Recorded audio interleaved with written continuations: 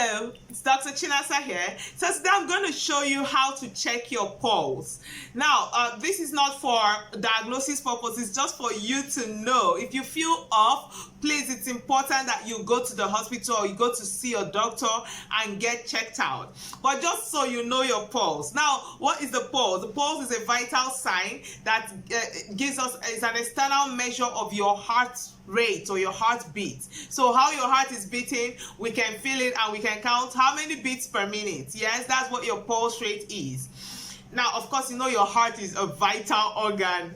So I'll show you, there's so many places we can check our pulse. We can check on the wrists, the carotids, behind our knees, on the groin, an outstretched elbow.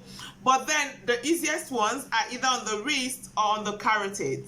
Now I'll show you how to check your pulse on your wrist. Now take your left hand, palm face up.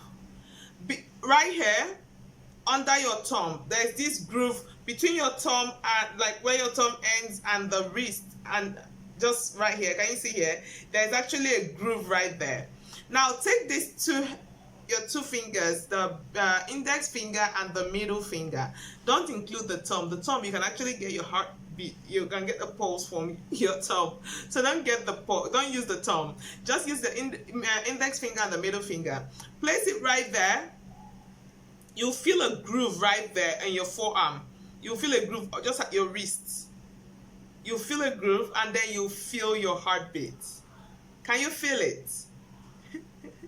So if you can't feel it, don't worry. As long as you're watching this video, you have a heart rate or you have a pulse rate, okay? So it's just for you to know. So from time to time, you'll find out that after exercising, it gets higher, or you climb staircase or something, it's faster, and when you're resting, it's a bit lower.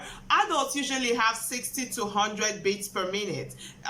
Teenagers around 12 years old have around 80 to 120, and newborns, of course, they have a lot higher, 120 up to 160. So, but what matters is knowing what is normal for you. What is normal for me may not be what is normal for you. So knowing your normal and staying around your normal, and your doctor will help you decide for what exactly your normal pulse rate, resting pulse rate is. And of course, it's important you stay around there. But remember, if you do feel off, please do not hesitate to consult your doctor. No self-diagnosis and no self-medication. So I hope this helps you. So stay healthy and stay health inspired. Bye.